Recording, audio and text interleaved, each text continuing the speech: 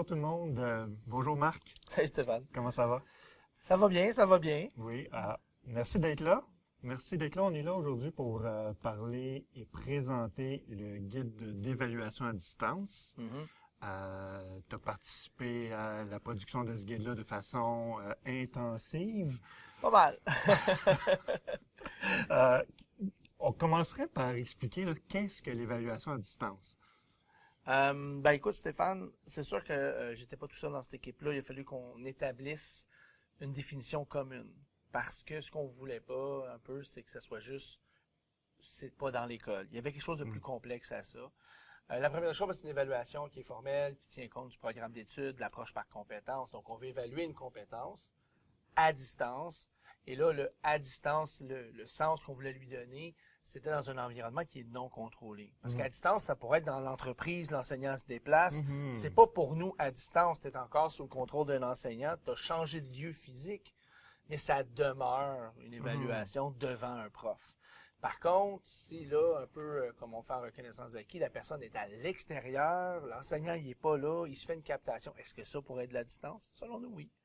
Puis il y a plusieurs modalités, là, évidemment, mais l'idée d'environnement non contrôlé, tant par l'enseignant que par des fois l'élève. Là, on parle d'évaluation au fin de la sanction essentiellement. Là. Oui. C'est sûr que par extension, on pourrait parler de l'aide à l'apprentissage, mais dans l'aide à l'apprentissage, on n'a pas les mêmes impératifs de validité, d'intégrité de l'épreuve. Ça n'a pas la même force, mais nous, on s'est appuyé pour l'évaluation de sanction. Oui. On dirait que ça a des sources avec la pandémie. C'est essentiellement là le nœud. Je pense qu'il y a des centres qui en faisaient avant. Okay? Il y avait comme un grand avant, je vais dire ça comme ça, un peu flou, où est-ce que dans le fond, des gens faisaient, c'était pas tant permis, on n'était pas sûr. Il y avait comme un flou si t'as-tu le droit, t'as-tu pas le droit. Mais il y avait des initiatives volontaires et locales qui existaient, qui n'avaient pas été mis en réseau, qui ne s'étaient pas mis en commun. Puis bien souvent, c'était en région où on avait besoin de ça pour aller rejoindre une population étudiante qui était distante des centres, etc. La pandémie nous a tous ramenés au même pied d'égalité sur ce côté-là. On n'a tous pas pu utiliser nos centres. Et là, il y a eu des essais-erreurs. Puis il y a eu des gaffes. Puis il y a eu de l'apprentissage là-dedans, je pense. Puis le comité s'est formé à peu près dans cette période-là, un petit peu en même temps que cette idée-là de comment pourrait-on faire ça à distance. Puis ce que je constate, c'est que ce n'était pas un phénomène pandémique. Parce qu'il y a des gens qui ont découvert que c'était le fun, il y a des élèves qui ont découvert des avantages à ça, des enseignants, des directions également. Donc, il y a un après, où est-ce que ceux qui ont eu de très mauvaises expériences ou qui se sont rendus compte que ça fonctionnait pas pour eux, là. On peut imaginer qu'en mécanique automobile, on ne changera pas les freins de sa propre voiture. Par contre, il y en a d'autres qui se sont rendus compte que on veut poursuivre l'expérience. Puis là, je pense qu'on est dans une phase plus de stabilisation du phénomène. Où est-ce que là, on essaie d'arriver à des bonnes pratiques, on essaie d'arriver à quelque chose qui est peut-être plus notre couleur aussi dans les centres. Fait que là, il y a un guide d'évaluation à distance. Aviez-vous des modèles, des exemples? Êtes-vous parti de quelque chose qui était déjà en place? Comment ça fait? Il y a quelque chose qui, pendant la pandémie, est apparu, la plupart des gens le savent, là, il y a un guide ministériel des bonnes pratiques. On n'aimait pas le mot « bonne pratique », ça donnait une espèce de regard étrange. Et puis, on s'entend, là, les gens qui ont travaillé là-dessus ont travaillé fort, ils ont travaillé probablement rapidement aussi. Puis l'angle qui avait été prise, c'était d'empêcher l'élève de tricher. On pouvait lire entre les lignes tout ce qui était demandé comme technologie, etc., c'était faisons d'une évaluation qui aurait dû se faire en classe avec le niveau de surveillance, le niveau de sécurité, je veux dire ça comme ça dans une classe, puis on va essayer de l'amener à la maison. Ça, c'était un peu notre base de réflexion et j'oserais dire peut-être de choses qu'on ne voulait pas faire. Parce qu'on a testé. Un collègue à moi d'ailleurs, c'est M. Sébastien Ross. Nous, on a testé toutes les contre-mesures, on est technicien de formation, on a triché à chaque fois. On était capable, malgré tout ça, de tricher. Et c'était lourd, là. Moi, je suis au centre de service scolaire de Montréal. On a les infrastructures, les ressources humaines pour accoter ça. Mais je peux pas imaginer un petit centre de service, mais tout ça en œuvre. Ça prend des ressources colossales, ça prend de l'aide, ça prend un engagement vraiment plus qu'une initiative. C'était pas là où on voulait aller. Oui, on a eu un guide, mais sinon, on a vraiment défriché le terrain. Fait que là, tu sembles me dire qu'on n'est pas resté sur l'orientation de contrôler ou d'installer un système de sécurité absolu. Là. On semble... Non, c'est ça. L'idée là, de l'évaluation à distance, ce n'est pas de transposer tout ce que tu faisais dans ta classe dans l'école virtuelle que tu as créée, que l'élève soit chez eux, en entreprise ou ailleurs. C'est pas ça le but. C'est de repenser ton évaluation. Toujours en gardant les mêmes valeurs instrumentales, les valeurs fondamentales qui régissent l'évaluation. Ça reste, c'est là, c'est au cœur de nos préoccupations. On a voulu aussi se préoccuper des rôles qu'il était dans le guide de gestion de la sanction, par exemple. On nous parlait des rôles de surveillant d'un examen, le rôle de l'enseignant qui corrige, le rôle de la direction qui doit assurer une certaine intégrité aux épreuves, puis un archivage sécuritaire. Tout ça a été pris en compte, mais pas dans le but de reproduire ce qu'on avait dans la classe, mais plutôt de faire différent, de transformer l'évaluation tout en respectant les cadres, les cadres législatifs. Je dirais qu'il y a une autre partie de notre comité qui s'affaire à briser ou à ébranler un peu plus les colonnes du temple. Disons que si je devais faire le vocabulaire de chez nous, on veut évaluer ailleurs. On a un autre sous-comité chez nous qui veut évaluer autrement. Et là, autrement, on se permet plus parce qu'on n'a pas d'impératif de livrable pour le réseau immédiat. Mais on veut secouer les colonnes du temple, voir en dehors de la boîte, en dehors de ces règles-là qui sont dans des guides existants, comment peut-on évaluer par compétence? Puis celui qu'on veut absolument pas, c'est évaluer pareil à distance. Ça, c'est non. Ça, c'est notre autre vocable. Évaluer pareil, c'est j'ai pris ce que je faisais dans ma classe, je l'ai amené chez nous, puis je fais pareil. Puis ça, c'est à ne pas faire. Fait que, évaluation à distance, ça nous ramène à évaluer ailleurs. Oui. Puis là, le guide va nous dire comment faire, j'imagine. Il va vous poser les bonnes questions, c'est vous qui avez les bonnes réponses. Dans le fond, on pouvait pas, même au CSSDM, on a 85 programmes de formation professionnelle. Je pouvais pas présumer, même dans mon propre établissement, mon propre institution, dire je vais faire un modèle pour tous. Ça fonctionnera pas. Ajoute à ça tout le Québec, secrétariat à Montréal, c'est pas secrétariat en Abitibi, ce n'est pas secrétariat à Shawinigan, c'est le secrétariat de Montréal. Donc on voulait arriver avec les questions, les préoccupations qui étaient importantes de régler avant de se lancer dans un projet. Puis ça prend une équipe. Nous, ce qu'on dit, puis ce qui est important, c'est que ça prend une équipe pour que les enseignants sont au cœur de ça, mais ça prend plus que des profs. Ça va peut-être prendre des gens des TI, ça va prendre assurément des gens de la direction, de la conseillance pédagogique, peut-être un orthopédagogue, si on peut avoir un orthopédagogue sous la main, dont c'est la spécialité, la didactique, pourrait nous donner un petit coup de pouce. C'est toutes des choses où on met dans le guide des questions en vous disant, regardez les ressources que vous avez autour de vous. Si vous vous posez les bonnes questions, vous allez finir par trouver les bonnes réponses pour vous. Intéressant. C'est pas un livre de recettes, là, je l'entends. Mais je prends un guide, je m'en vais chez nous, puis j'ai à peu près ce qu'il faut pour réfléchir à l'évaluation à distance. Mettons qu'à l'extrême, je suis un enseignant motivé. Là. J'ai une bonne idée. Moi, je vois mon programme à distance. Je trouve que ça rejoindrait bien ma population étudiante. Je pense que mes élèves qui doivent concilier travail, études, vie personnelle, famille, gagneraient à ça. Je peux prendre le guide pour me bâtir un projet à présenter à ma direction. Puis après ça, on en discutera en grande équipe. Fait que ça peut être aussi simple que je suis motivé, j'ai envie de le lire, j'ai envie de regarder comment dans ma pratique ça peut se situer, à je suis une direction qui amène ça comme un grand projet d'équipe, un grand projet pour toute l'école. Puis là, on évalue peut-être la faisabilité, quel programme on a envie de mettre dans ce projet-là. Fait que les deux options sont possibles. Super. Puis concrètement, qu'est-ce qu'on a dans le guide? Dans une première partie, on va regarder les valeurs instrumentales fondamentales. Puis pour chacune des valeurs, on a soumis des préoccupations que la distance apportait par rapport à avant. On a fait la même chose avec les rôles et les fonctions là, qui sont listés dans le guide de gestion de la sanction. Ça, c'est essentiellement notre première partie. Puis, c'est toujours, voici des préoccupations que vous devriez avoir en lien avec cette fonction-là ou en lien avec ce rôle-là ou cette restriction-là. Ça, c'est la première étape. La deuxième partie, c'est une partie dont je suis un peu fier parce que j'y ai beaucoup travaillé. C'est l'idée d'analyser les différentes modalités d'examen. On a jonglé avec le terme, est-ce que c'est une modalité, est-ce que c'est une technique? On s'est attaché au mot type, si on veut, là, qui sont des grandes catégories, pour se dire ce genre de grandes catégories-là, que ce soit un exposé oral, que ce soit un entretien, que ce soit... Tout ça, on pouvait les regrouper autour de... Il va venir parler devant du monde. Puis qu'est-ce que ça implique s'il parle à la caméra? Et on a mis en place une matrice d'analyse avec 2 axes. Ce qu'on a entendu du réseau, c'était pas une préoccupation pour la transparence ou la rigueur comme valeur. Ce qu'on entendait, c'était validité. On pense que nos évaluations à distance pourraient ne pas être valides. Qu'est-ce que tu entends par validité?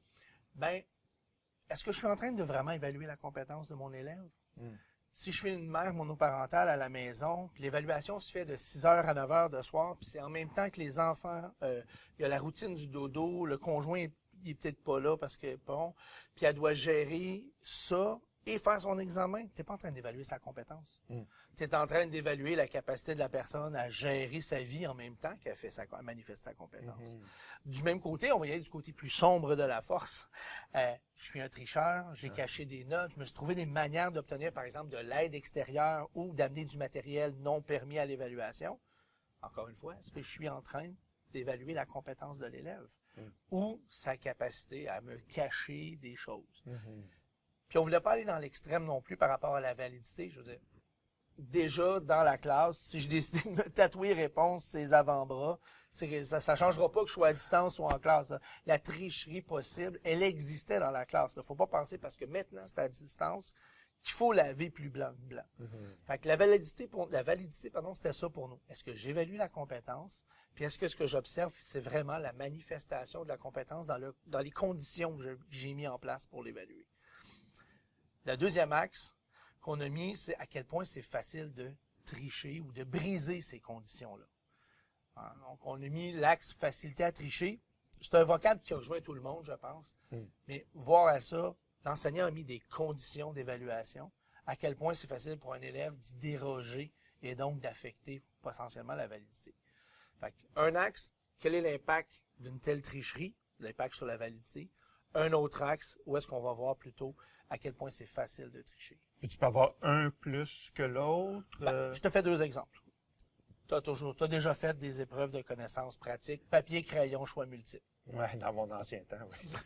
Bon, on souhaite que ça reste dans l'ancien temps, si tu me demandes. Mais mettons, on fait un bon vieux papier, crayon, choix multiple, peu importe.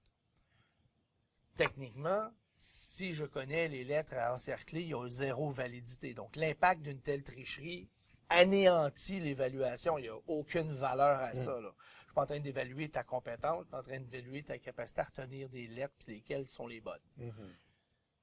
Mais, là, dans ce cas-là, je devrais probablement avoir tendance à vouloir réduire la possibilité de tricherie. Malheureusement, un examen de connaissances théoriques, pratiques, dans un environnement de maison, c'est super facile d'avoir quelqu'un qui rentre hors champ et qu'on ne le voit pas. Même si j'ai scanné tout l'environnement là au début de l'examen, c'est assez facile de scanner l'environnement puis ensuite sortir un objet. L'enseignant ne sera pas capable à 35 personnes de surveiller, ou même à 24 si c'est les plus petits, ou 20 personnes. Dans ces petits médaillons d'écran. Dans ces petits médaillons d'écran, ça sera pratiquement impossible à surveiller. Donc, l'axe facilité à tricher va être élevé. L'impact d'une telle tricherie va être élevé. Donc, on va regarder une petite coordonnée, si on veut, dans notre matrice. Puis, on va être dans le rouge. On va dire, c'est probablement pas une technique que vous devriez utiliser tout seul. Je vais à l'opposé. Je te dis, tu es en sommellerie. C'est un jeu de rôle. Je vais piger un vin. Tu as 5 minutes pour te préparer. Puis après ça, tu vas me parler comme un client de ton vin. Et là, la facilité à tricher est peut-être un peu plus élevée. Je pourrais me cacher toutes les fichettes de vin que je peux imaginer autour de moi, qu'un sommelier n'aurait peut-être pas à la table. Mais si moi, dans mon entretien semi-dirigé, je te pose des questions, oui, mais est-ce que ça se marierait plus avec le poisson? Puis là, je te challenge dans tes connaissances. Ben, l'impact d'une telle tricherie sera presque nul. Je vais pouvoir la contrer comme enseignant en ajustant ma situation puis en te faisant réellement manifester ta compétence. C'est un peu l'idée qu'on avait là. Je comprends. Puis là, la matrice, là, j'entends aussi là, qu'il y aurait peut-être un lien avec l'intelligence artificielle. Ou... C'est ça? C'est arrivé sur le tard. Je pense que tout le monde a entendu parler de ChatGPT. Je ne vais pas faire de pub pour eux, mais je pense que c'est déjà fait. On entend intelligence artificielle, c'est associé. Mais c'est sûr que tu es devant ton ordinateur à distance. Dans le concept d'une évaluation ailleurs, là, forcément, tu as tous les outils pour consulter l'intelligence artificielle. Comprends. Et oui, on peut essayer de contrer ça, minimiser, fournir des laptops aux élèves. Il y a plein de contraintes très lourdes qu'on peut essayer de faire pour empêcher ça. Notre philosophie, on a mis un petit article de se dire, si on veut vraiment tout contrer, on ne devrait pas plutôt l'utiliser, éduquer nos élèves à leur usage. Parce qu'on s'entend, là, ChatGPT peut te suggérer plein de choses. As-tu le regard critique pour te dire c'est vraiment la bonne chose? Cette information-là n'est pas plus valide que ce qu'on faisait avant, qui était juste googler un sujet, ou ce qu'on faisait avant, qui était d'acheter des périodiques ou aller dans des bibliothèques. La même question se pose. L'information que je consomme, est-elle pertinente et est-elle juste? Fait que nous, on a voulu amener cette dimension-là. Pas bannir l'objet, on pense. Ceux qui n'ont pas voulu de train au début du chemin de fer, aujourd'hui, ils sont plus là pour en parler, puis le train est toujours là. C'est le même principe. On peut toujours se déchirer la chemise sur l'intelligence artificielle. Elle va être encore là, mais quand toi puis moi, on ne le sera plus. Merci. Est-ce qu'il y a 2 ou 3 éléments que tu voudrais qu'on retienne là, par rapport à ce guide-là, l'utilisation qu'on peut en faire, le sens même de cette opération-là?